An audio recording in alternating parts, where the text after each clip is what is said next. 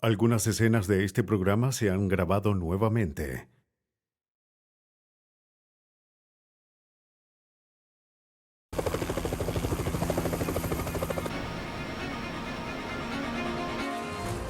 La policía canadiense le sigue el rastro a una mujer desaparecida, aunque todo apunta a que fue asesinada.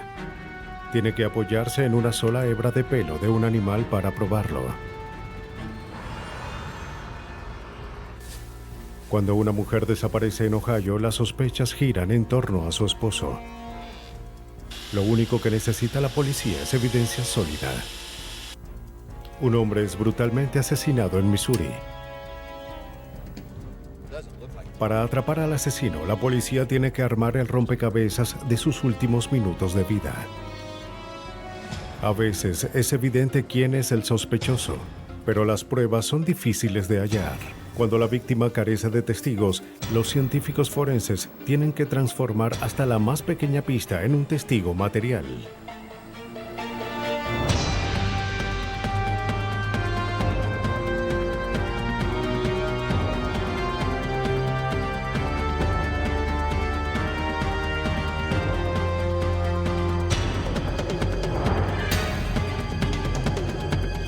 Los nuevos detectives, casos estudiados por la ciencia forense. Testigo material. Escondida en el Golfo de St. Lawrence, en la esquina sudeste de Canadá, se encuentra la remota y escasamente poblada isla del Príncipe Eduardo. El 7 de octubre de 1994, la Policía Montada de Canadá respondió a una queja sobre un vehículo abandonado en una propiedad privada. Cuando los agentes llegaron al sitio, descubrieron el automóvil estacionado a unos 200 metros dentro de un camino privado. No tenía etiquetas visibles. 41 la base. Luego de revisar el número de identificación del vehículo, descubrieron que estaba registrado a nombre de una mujer, Shirley Duguay. 4AB69. La policía se llevó incautado el vehículo y luego intentaron localizar a la dueña. Pero al no contestar las llamadas de la policía, los detectives decidieron ir a su casa. Oficial de policía. En el lugar se encontraron con el padre de Shirley y con la niñera de sus hijos. Necesito que me digan... La noticia del vehículo abandonado los preocupó. Hace algún tiempo que no tienen noticias de ella. ¿Está segura? Estoy segura. La niñera afirmó haber visto a Shirley, de 32 años y madre de 5 niños, hace 4 días cuando salió a hacer unas diligencias. Asegúrate de que se coman el cereal. Nunca mencionó a dónde iba. No te iba. preocupes, regresaré pronto. Adiós. Se despidió y prometió estar de vuelta en pocas horas. No quiero que él se quede con los niños. Para el inspector de la policía montada, Alphonse McNeil, la historia levanta sospechas. Estar con los niños. Le preguntamos por qué no la habían reportado como persona perdida. Nos dijo que tenía miedo de que su ex concubino, Douglas Beamish, el padre de los 3 niños más pequeños, pudiera llevárselos si los servicios sociales se enteraban de que estaba perdida. Así que ocultaron la información esperando poder encontrarla. Para los investigadores, el tiempo de espera había terminado. Temiendo que Shirley hubiera sido lastimada, la policía procesó el vehículo abandonado en busca de pistas. Lo que descubrieron era desalentador. Docenas de pequeñas manchas marrones resultaron ser manchas de sangre. Un patrón de manchas apenas visible en el parabrisas y un par de manchas más grandes en los asientos fueron consistentes con alguien que recibió un puñetazo o fue golpeado con fuerza. Había sangre en el vehículo y Shirley Duguay llevaba 4 días desaparecida. Nuestra preocupación es que hubiera sido atacada dentro del vehículo. Los investigadores regresaron al lugar donde hallaron el vehículo abandonado. Durante horas intentaron hallar rastros de la mujer sin resultados. Luego, a 500 metros del lugar del descubrimiento, los investigadores encontraron algo. Era una almohada con lo que parecían ser manchas de sangre. A corta distancia descubrieron una camiseta ensangrentada. También encontraron una pala en las cercanías. Todos los hallazgos apuntaban a un homicidio. La pala llevó a la policía a pensar que Shirley estaba enterrada en las cercanías. Pero a pesar de una búsqueda minuciosa, no encontraron el cuerpo de la víctima. Después, la policía fue a hablar con la persona que más tenía que ganar con la desaparición: su ex concubino y el padre de 3 de sus hijos. Nos gustaría hacerle unas preguntas si no le molesta. Douglas admitió que su relación fue problemática y se dio cuenta que la familia de Shirley probablemente lo culparía por su desaparición, pero insistió en no saber nada al respecto. Él y Shirley resolvieron sus problemas por el bien de los niños. Afirmó haberla visto hace menos de una semana. Bien. Tuvo problemas con su automóvil y Shirley se ofreció a llevarlo al lugar donde trabajaba como obrero de la construcción. De camino al trabajo conversaron amenamente sobre los niños y planearon seguir hablando más tarde. Lo dejó en la construcción y se despidieron. No supo más desde entonces. Douglas sintió que algo molestaba a Shirley. Pensó que tal vez fue a visitar unos amigos en Toronto. Pero allá tenían tiempo sin tener noticias de ella. Policía montada, es el inspector McNeil. Entonces la policía recibió una llamada. ¿En la calle Norte? Se trataba de una mujer que había seguido el caso en los medios y creía tener información importante. La mujer afirmaba que más o menos en la fecha que ocurrió la desaparición, estaba conduciendo por la carretera Allen a unos 20 kilómetros de distancia del lugar donde encontramos el vehículo abandonado, cuando vio un automóvil muy parecido al de Shirley. Estaba oscuro y vio a 2 personas a un lado de la carretera, un hombre muy alto y una mujer pequeña. Al parecer estaban peleando y no sabía si la fue a buscar o si solo la dejó. Estamos aquí. La mujer no estaba segura de haber visto a Shirley Duguay.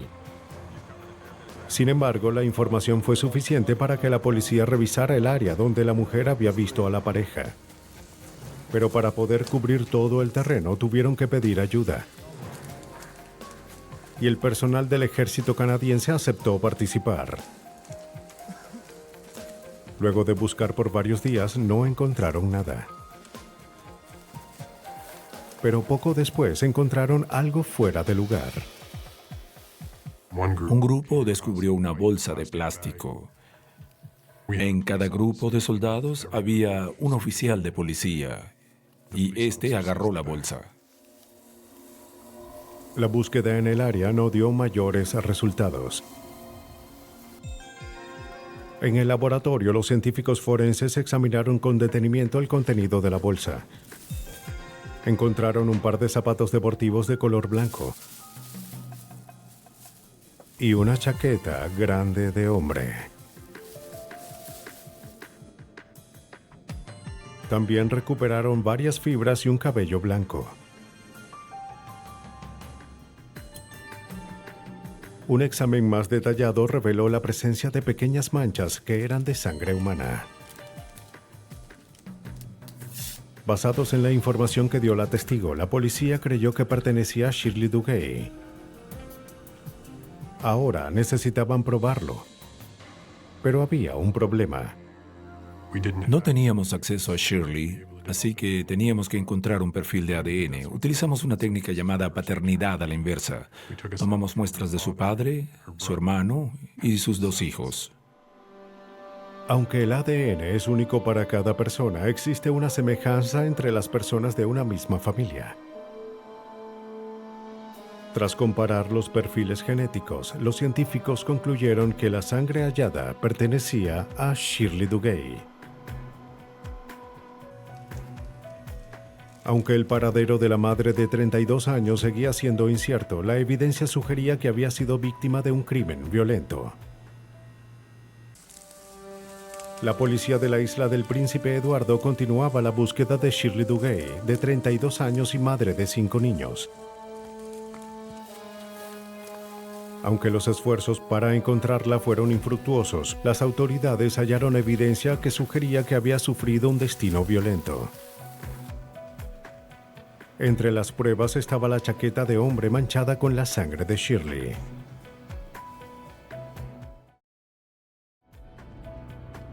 Buscando pruebas sobre quién querría lastimar a la joven madre, los oficiales de la policía montada interrogaron a los amigos de Shirley.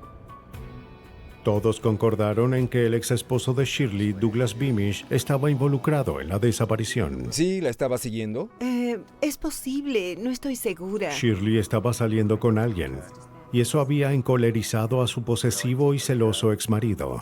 Ahora que estaba saliendo con Además, alguien más, Douglas su ex la Beamish estaba tenía un molestando. historial de violencia. ¿Cuándo fue la última vez que los vio? Pero la amiga no recordaba si Douglas tenía una chaqueta como la hallada con las manchas de sangre de Shirley. Douglas Beamish ahora se perfilaba como el principal sospechoso en la desaparición de Shirley Duguay. André está con los demás buscando. Pero hasta ahora, los investigadores no encontraban evidencia física que lo probara. Sin la posibilidad de vincular la chaqueta a alguien, no tenemos mucho con qué trabajar. André, ¿cómo hiciste? De pronto, un golpe de suerte. Descubrimos algo. Los investigadores encontraron el pelo de un gato blanco en el interior de la chaqueta. Y solo podía pensar en Douglas Beamish y el gato blanco que tiene en su casa. Era lo único que el inspector de la policía montada, Alphonse McNeil, necesitaba oír. Sabíamos que tenía un gato blanco y encontramos un pelo de gato similar en la chaqueta, así que debíamos encontrar un laboratorio que nos permitiera compararlo si lográbamos obtener una muestra de sangre del animal. Con una orden judicial y junto a un veterinario local, la policía se presentó en la casa de Douglas. Tenemos una orden. El sospechoso negó estar involucrado con la desaparición de Shirley, así como ser dueño de una chaqueta como la encontrada con las manchas de sangre. El veterinario se llevará al gato para tomarle muestras de sangre. Aunque parecía una idea alocada, los oficiales se llevaron al gato, esperando que de alguna manera estableciera una conexión genética con el pelo encontrado en la chaqueta ensangrentada. Tranquilo, cariño. Se tomaron muestras de sangre y de pelo del gato de Beamish. Los investigadores tenían que encontrar a un experto en análisis de ADN felino. Encontraron a alguien en el Instituto Nacional para el Cáncer en Frederick, Maryland. El biólogo Stephen O'Brien examinó el código genético de los felinos para apoyar las investigaciones médicas. Él accedió a apoyar a la policía canadiense. El Dr. O'Brien y su equipo nunca imaginaron que al descifrar el código genético de los gatos ayudarían a descubrir un crimen desconcertante. Fue la primera vez que se comparó ADN felino en la historia legal y médica. Primero, los científicos crearon el perfil genético del pelo blanco que se encontró en la chaqueta ensangrentada. Sí, este es. Al estar listo, se comparó con el perfil generado a partir de las muestras obtenidas del gato. Lo que descubrimos fue que el genotipo era idéntico en ambas muestras, así que estábamos seguros de que el pelo encontrado en la chaqueta pertenecía a un gato y con el mismo genotipo del que estábamos analizando. Aunque los científicos estaban confiados con los resultados, no tenían una certeza absoluta. Era muy posible que el millar de gatos que recorren la isla tuvieran un ancestro en común. Para estar seguros, los biólogos recolectaron más perfiles de ADN de otros gatos en la isla. Tuvimos que determinar el estado de la población felina para hacer los cálculos y cuáles eran los márgenes de error al afirmar que eran muestras iguales. Los científicos desarrollaron el perfil genético de 20 gatos tomados al azar en la isla. Cuando Brian comparó los resultados, descubrió que ninguno compartía su firma genética con la mascota de Douglas. De hecho, la probabilidad de que el pelo encontrado en la chaqueta no perteneciera al gato es de 45 millones a 1. Los zapatos y las medias. Usando al gato de Douglas, las autoridades establecieron un vínculo entre él y la chaqueta manchada con la sangre de su ex esposa. Levántese, por favor. Pero el inspector Alphonse McNeil no estaba satisfecho. Pise con un pie a la vez. Obtuvo una orden para tomar las impresiones de los pies del sospechoso. Bien, ahora camine, un pie a la vez. Esperaba poder vincular al sospechoso con el par de zapatos deportivos blancos encontrados junto a la chaqueta. Si podíamos probar que los zapatos pertenecían a McNeil, tendríamos evidencia sólida además del gato. El doctor Keith Beatles, un podiatra forense, recibió la evidencia. Comienza creando unos moldes de arcilla de los pies del sospechoso para revelar las características únicas de los mismos. Los pies de las personas son únicos porque lo usamos para caminar todo el tiempo. Los sometemos a diversas fuerzas y presiones. Los pies son en esencia tan únicos como una huella digital. El molde de los pies de Beamish se alineó a la perfección con el patrón de desgaste de las plantillas internas de los zapatos blancos. Un pelo de gato y un par de zapatos blancos le dieron a los investigadores toda la evidencia necesaria para implicar a Douglas Beamish en la desaparición de su ex concubina. Justo por allá. Luego, 7 meses después de la desaparición de Shirley Duguay, descubrieron unos restos humanos en estado de descomposición enterrados en un área boscosa remota. Se ve muy bien. El análisis dental confirmó que se trataba de Shirley. El forense clasificó su muerte como homicidio.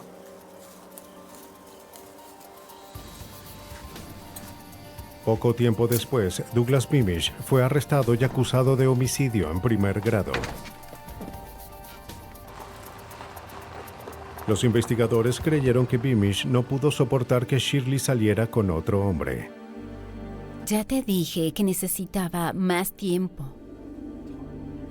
De alguna manera logró manipular a Shirley para que lo llevara en su automóvil a un lugar remoto. Estás comenzando a asustarme.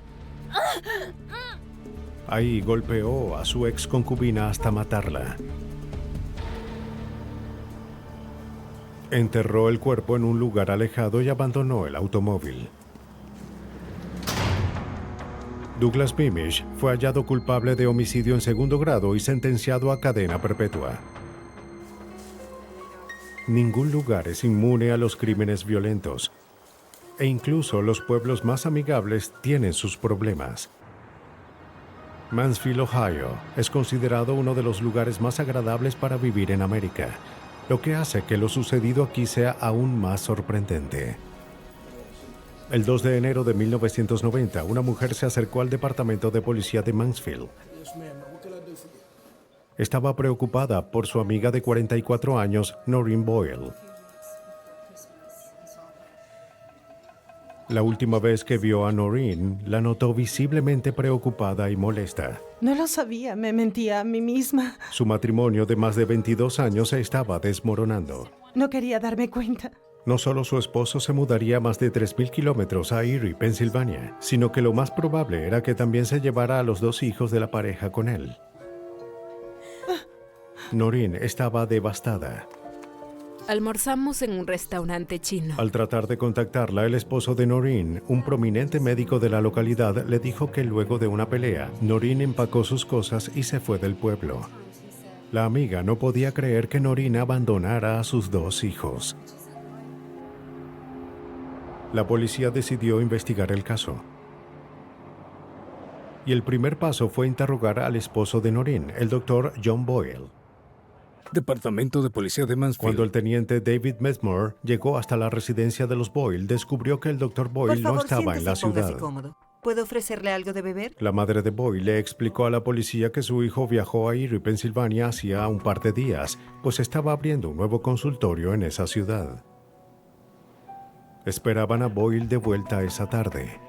Ella tomó sus cosas y se fue. Tras ser interrogada, la señora Boyle dijo que Noreen abandonó a la familia hacía un par de días y ella estaba cuidando a los niños hasta que John regresara a casa. ¿Alguna pelea o algo por el estilo? Disculpe, creo que... La mujer salió de la habitación para ir a ver a la bebé. Y el hijo de la pareja se acercó al detective. Mi madre nunca haría algo como esto. ¿Eres el hijo? Ella nunca haría algo así. El joven dijo que temía que a su madre le hubiera pasado algo. Pero antes de poder explicarlo, su abuela regresó a la habitación. Collier, lo siento mucho, no tengo más información. Al ver lo que estaba pasando, dio por terminada la entrevista y le pidió al detective que se marchara. En realidad, no tengo nada más que decirle. Necesito que se vaya, por favor. El encuentro preocupó al detective. Y el teniente Mesmore no pudo ignorar el hecho de que el Dr. Boyle salió de la ciudad al mismo tiempo en que su esposa fue reportada como desaparecida. No estoy seguro de dónde puede estar. Pronto se enteró que el doctor tenía razones válidas para su viaje. Fue contratado por una empresa médica en Erie, Pensilvania. Así que solía viajar periódicamente desde Mansfield a Erie, desde hacía algún tiempo. Pero, ¿dónde estaba Noreen Boyle? Más tarde, ese mismo día, el detective Mesmore regresó a la casa de los Boyle. Nadie en esta casa tiene permitido hablar con la policía, a excepción del doctor John F. Boyle, firma el abogado Charles Robinson. Habían anticipado su visita.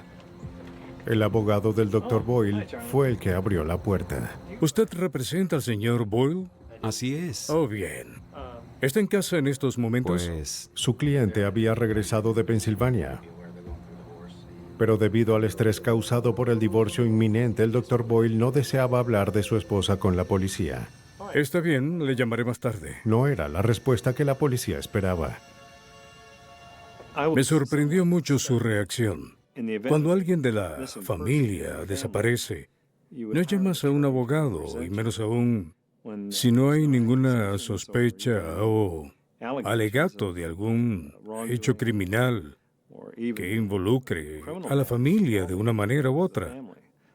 Se trata de una situación muy inusual. Yo no era la única enfermera. Para descubrir lo que ocultaba el Dr. Boyle, la policía interrogó a sus amigos y compañeros de trabajo. Venía con mucha frecuencia. En el ámbito profesional, todos estaban de acuerdo en que el Dr. Boyle tenía una reputación impecable. Pero en lo personal se le conocía por ser mujeriego y se rumoraba que tenía varios amoríos. De hecho, una de sus supuestas amantes estaba embarazada. Disculpe. ¿Qué es esto? Y todos especulaban que Boyle era el padre. Y aunque tal vez eso lo hacía un mal esposo, no significaba que fuera alguien capaz de llegar a la violencia física. Pero hay alguien que pensaba diferente. El hijo de los Boyle. Preocupado por el bienestar del joven, el teniente Mesmore lo buscó al salir de la escuela. El muchacho estaba ansioso de poder contar su historia. Dijo que la noche en que su madre desapareció escuchó a sus padres discutiendo afuera de su habitación y eso lo despertó. Oyó un fuerte ruido y luego silencio. Unos segundos más tarde, su padre se asomó a su habitación. El niño se asustó y fingió estar dormido. A la mañana siguiente, su madre había desaparecido. Su padre le dijo que ella solo había empacado sus cosas y se fue. Pero él no podía creer que su madre se fuera sin despedirse. ¿Hablaste de esto con tu padre? Dime. Aunque la policía no poseía evidencia de un crimen, tuvieron la idea de que el ruido que oyó el hijo de los Boyle fue el sonido de su madre siendo atacada. O algo peor. La policía de Mansfield, Ohio, continuó la búsqueda de Noreen Boyle. Ahora, pensaban que su esposo estaba de alguna manera involucrado. Aunque la policía no poseía evidencia de que hubiera cometido un crimen, pudieron conseguir una orden de allanamiento para buscar en la residencia de los Boyle. Los técnicos forenses revisaron la casa usando luminol, un químico que reacciona a las proteínas halladas en la sangre. Pero a pesar de sus esfuerzos, no encontraron evidencia de un crimen violento. En búsqueda de más evidencia, los investigadores contactaron a las autoridades de Erie, Pensilvania, donde el Dr. Boyle estaba terminando de preparar su nuevo consultorio. Hola, Departamento de Policía de Mill Creek. Los detectives de Pensilvania localizaron a una vendedora de inmuebles que recientemente había vendido una casa al Dr. Boyle y a una mujer embarazada que se presentó como su esposa. La vendedora recordó que el Dr. Boyle se mostró particularmente interesado en el piso de concreto del sótano de la casa.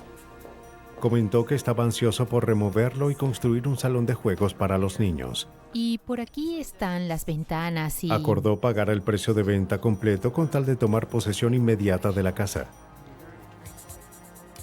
La vendedora le entregó el contrato, el cual fue firmado por él y su esposa. Lo que haga falta.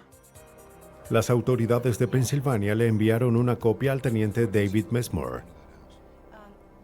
En la copia del contrato se apreciaba la firma del Dr. Boyle y la de N. Sherry Boyle.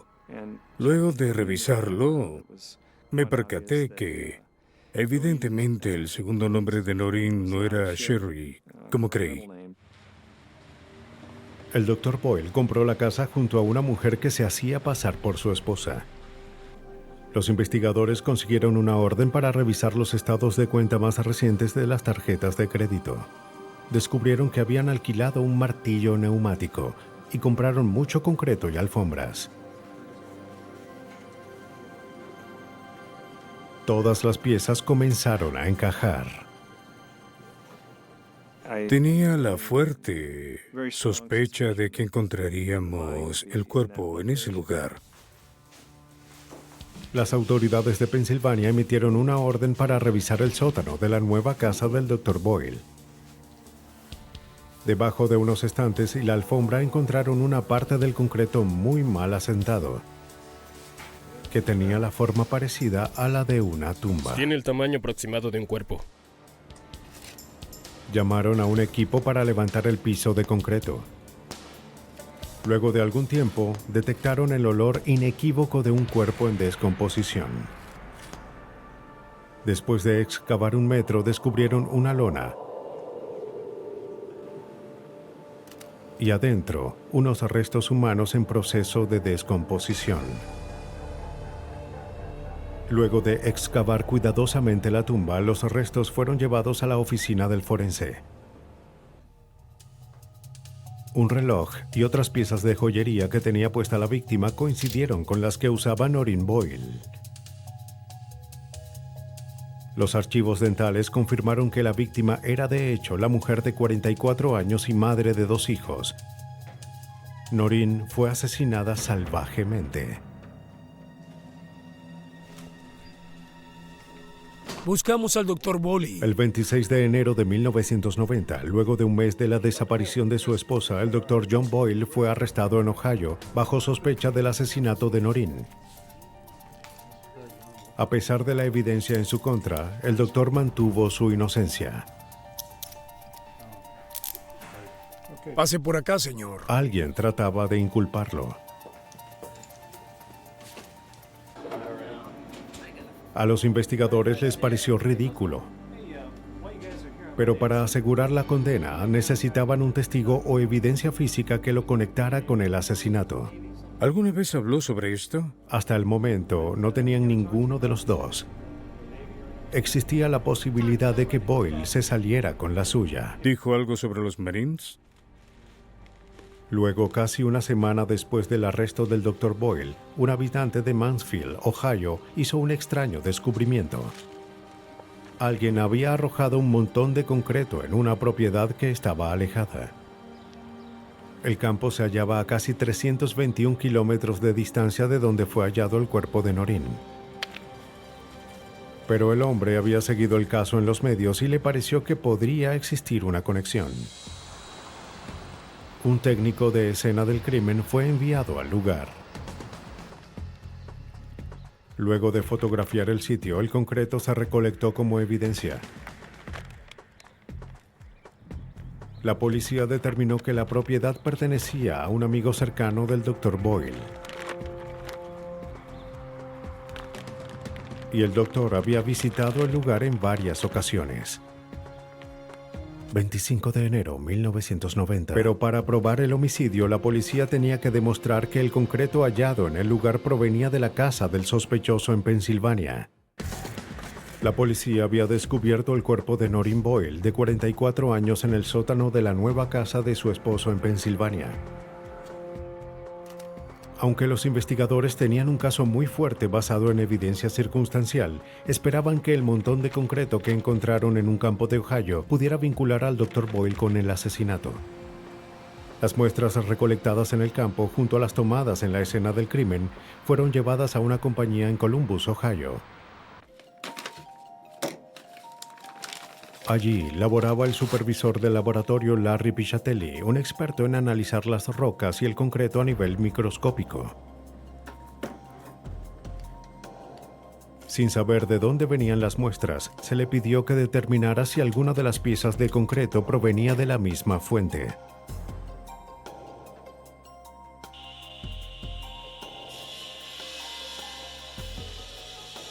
Para analizar la estructura interna del concreto, las muestras se cortaron de forma longitudinal usando una sierra con punta de diamante. Luego de cortarlas, se lijaron y se pulieron. Luego Piscitelli las pasó por un poderoso microscopio. El concreto es una mezcla de piedras, gravilla y arena y un llamado agregado unidos por una pasta de cemento y algo de aire. Con la ayuda de una computadora, Piscitelli analizó e hizo un recuento de cada ingrediente. Para el ojo inexperto, todo el concreto se parece. Pero de hecho, cada pieza tiene su historia. Cada pedazo de concreto es diferente porque sus ingredientes varían. A pesar de que las piezas, todas, provienen de la misma mezcladora, cada una resulta ser diferente por causa del porcentaje de aire y la cantidad de vacío en cada una de las muestras. Piscitelli no logró encontrar semejanzas significativas entre la mayoría de las muestras. Pero luego de analizar los resultados, descubrió que un par de trozos sobresalían del resto. Compartían el mismo número de componentes. Estas dos piezas de concreto tenían características únicas y peculiares. Solo entre estas dos piezas, y basado en los datos y el análisis, contenían el mismo número de elementos. Así que puedo decir que ambas piezas provenían de la misma estructura. De las dos muestras idénticas, una vino de la pila de concreto encontrada en Marshfield, Ohio. La otra fue recolectada del sótano de la nueva casa del sospechoso en Erie, Pensilvania. También tiene otro tipo de concreto que contienen el mismo ingrediente. La policía tenía suficiente evidencia para acusar al Dr. Boyle por asesinato. La policía creía que John Boyle asesinó a su esposa en la casa de la pareja para poder iniciar una nueva vida con su amante. Luego de matarla, llevó su cuerpo a Pensilvania y la enterró en una tumba que había cavado en el sótano de su nueva casa.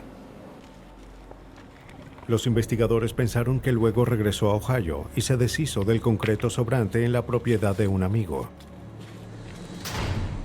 El Dr. John Boyle fue hallado culpable de asesinato agravado y de abuso de un cadáver. Fue sentenciado de 20 años a de por vida. John Boyle creyó poder enterrar toda la evidencia de su crimen. Pero de hecho, el rastro de evidencia lo siguió por 321 kilómetros. Otros asesinatos son más locales, pero el camino para resolverlos puede ser igual de largo. En el condado de Harrison, en Missouri, el 26 de junio de 1995, un granjero daba un paseo cuando detectó un olor desagradable. En un principio pensó que algún animal de su rebaño había muerto, pero la realidad fue mucho peor. Escondido entre los arbustos yacía el cuerpo sin vida de un hombre.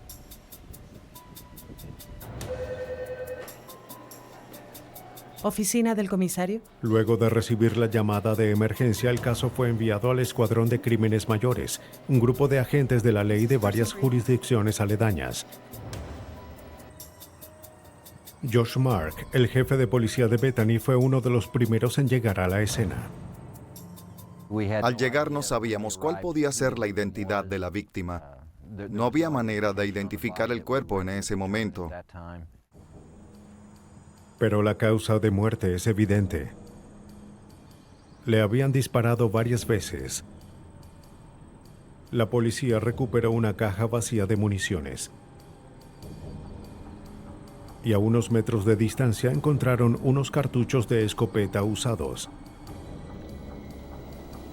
Al llegar, el alguacil del condado de Grundy, Brett Cohn, creyó reconocer a la víctima. Dijo que se trataba de un residente de la localidad llamado Al Pinaker.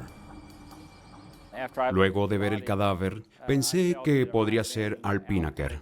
Había lidiado con él anteriormente en el condado Grundy. No podía estar seguro, pero eso fue lo que pensé. Sin estar seguros de lo que era evidencia o desperdicios, los investigadores recolectaron numerosos objetos esparcidos por el lugar. Encontramos esto. Encontraron y recolectaron un pequeño reloj de plástico. En la parte de atrás hallaron un trozo de adhesivo con fibras de plástico pegadas a él. También encontraron una tira de cuero marrón en el medio de la carretera. La policía esperaba que entre todos esos desechos se encontraran las pistas para explicar el brutal asesinato. En la autopsia, el forense confirmó que la víctima murió como resultado de varios disparos de escopeta calibre 12. Le dispararon 2 veces en la espalda y una en el rostro.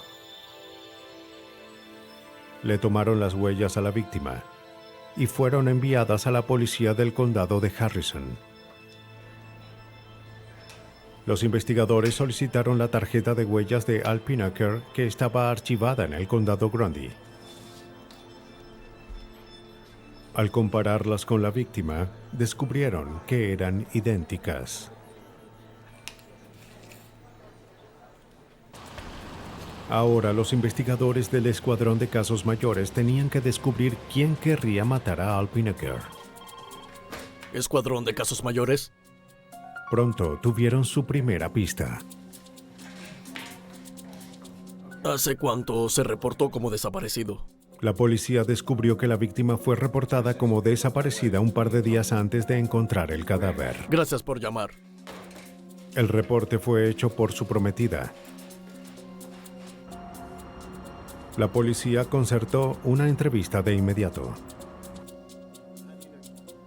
La prometida de la víctima le dijo a la policía que ella y Al llevaban viviendo juntos un tiempo. Afirmó que lo vio por última vez unas pocas horas antes de su desaparición. Algo para refrescarte. Muchas gracias. ¿Necesitas algo de la tienda? Salió de su casa para hacer algunas cuantas Bien, nos vemos diligencias. luego. Al dijo que iba a cortar la grama y hacer unas cuantas tareas en la casa. No tenía planes de salir ese día.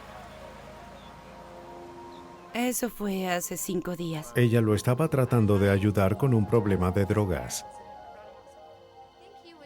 Él trataba de hacerlo mejor para mantenerse alejado de sus amigos que la vendían. John Middleton. Entonces, ¿qué es lo que suele...? Ella sospechaba que él se había visto con alguno de ellos ese día. Al regresar a su casa, aquella tarde, una camioneta pasó a su lado. No vio a Al en el vehículo, pero sabía que le pertenecía a una pareja con la cual solía vender drogas. ¿Él estaba vendiendo drogas? Creyó que Al estaba agachado para evitar ser descubierto. Cuéntame más sobre las drogas. Mientras conducía... Al llegar a casa descubrió que Al y su escopeta calibre 12 no estaban. ¿Y la escopeta? Esta información proveyó a la policía de su primera prueba real. Muchachos, esto es lo que sabemos hasta ahora. Revisaron los antecedentes de la pareja, identificados como John Middleton y su novia Maggie Hodge. Middleton tiene un prontuario criminal extenso, casi todo relacionado con drogas. Estamos esperando esa información. Para descubrir por qué le harían daño a Al, la policía buscó a los socios conocidos de Middleton. Un informante lo describió como alguien muy inestable y violento. Hodges y Middleton. Afirmó que debido a los esfuerzos de la policía por desmantelar el tráfico de drogas en el lugar, John Middleton se había vuelto paranoico. Amenazó con matar a sus compañeros de negocios si descubría que cooperaban con la policía. Lo digo en serio. No hay problema. Nadie dudó de sus palabras. Todos le temían a John. Toda esta información llevó a la policía a creer que fue la paranoia de Middleton la que lo llevó a asesinar a Al Pineker. Y esperaban que entre los cartuchos usados y los demás desperdicios encontrados en la escena hallaran los medios para probarlo. La policía del condado de Harrison creyó que un vendedor de drogas del lugar y su novia fueron los responsables del brutal asesinato de Alfred Pineker, de 29 años. Para probarlo, los investigadores necesitaban conectar a la pareja con el lugar del crimen. Aunque se habían encontrado varias pistas, y la más prometedora era una caja vacía de cartuchos de escopeta, la etiqueta del precio indicó a los investigadores dónde fue comprada la caja.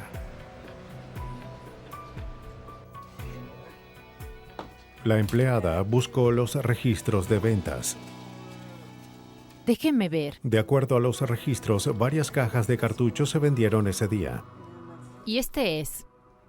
La encargada recordó a 2 hombres y a una mujer que habían entrado juntos para hacer la compra. Recuerdo que eran 3. No la primera vez. Pero ella recordaba algo más. Antes y después regresaron. Un par de horas después, 2 de los clientes regresaron a la tienda. La munición que no usaron, la devolvieron para un reembolso. La encargada no recordaba haber visto al hombre que vino con ellos. No. Al mostrarle las fotos, identificó a Al Pineker, John Middleton y Maggie Hodges como las 3 personas que compraron las cajas de municiones ese día. Él estaba con la chica. ¿Ella regresó la segunda vez? Sí. Identificó a Middleton y Hodges como los que regresaron a devolver la munición sin usar. Aunque la evidencia no probó el homicidio, la policía obtuvo una orden de arresto. Creyendo que Middleton y su novia eran capaces de ejercer mucha violencia, ¡Departamento de policía, salga! la policía se acercó con cautela a la casa que compartían. ¡Vamos, salga! ¡Al piso, al piso, al piso! John Middleton fue rápidamente puesto en custodia.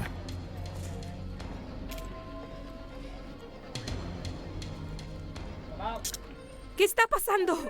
Momentos después, Maggie Hodges también fue arrestada.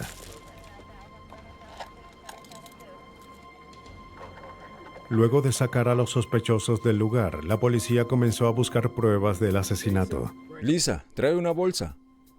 Dentro de la camioneta de Middleton, la policía encontró una chaqueta de cuero marrón con flecos. Mientras continuaban la búsqueda, los investigadores encontraron una pista potencial. El jefe de policía de Bethany, George Marks. Tomamos una pieza del tablero de la camioneta. Ahí encontramos una sustancia pegajosa y adherida a la sustancia encontramos fibras. Parecían ser las mismas a las encontradas en el reloj que hallamos en el lugar del crimen. Así que sacamos el tablero y lo llevamos para analizarlo. Toda la evidencia fue enviada al laboratorio de la Policía Estatal de Missouri, en Jefferson City.